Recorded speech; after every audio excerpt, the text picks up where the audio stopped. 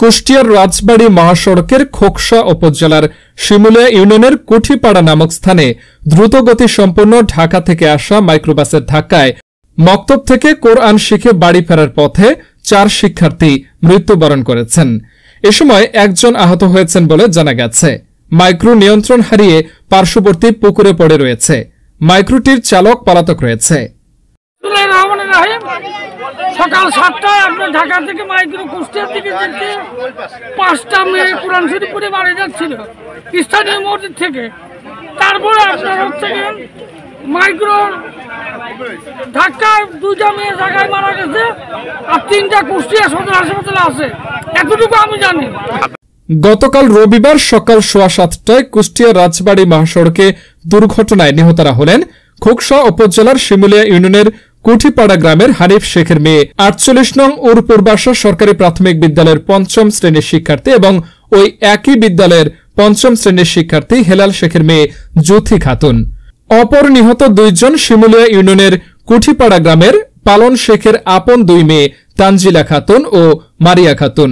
এরা 2 বোন শিমুলিয়া মাধ্যমিক বিদ্যালয়ের 7ম শ্রেণীর শিক্ষার্থী।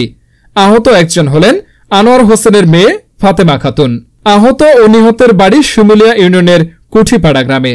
এদের মধ্য থেকে হানিফ শেখের মেয়ে ঘটনাস্থলে মৃত্যুবরণ করে এবং পালন শেখের মেয়ে তানজিলাকে খোকসা উপজেলা স্বাস্থ্য কমপ্লেক্সে আনার পর মৃত্যুবরণ করেছেন বলে জানান হাসপাতালের জরুরি বিভাগের ডাক্তার শাহিনা খানম।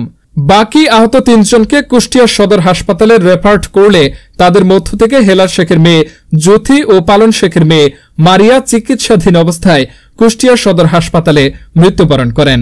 কুষ্টিয়ার রাজবাড়ী মহাসড়কের মৃত্যুর বিষয়টি নিশ্চিত করেছেন হাইওয়ে থানার এসআই হারুন অর রশিদ।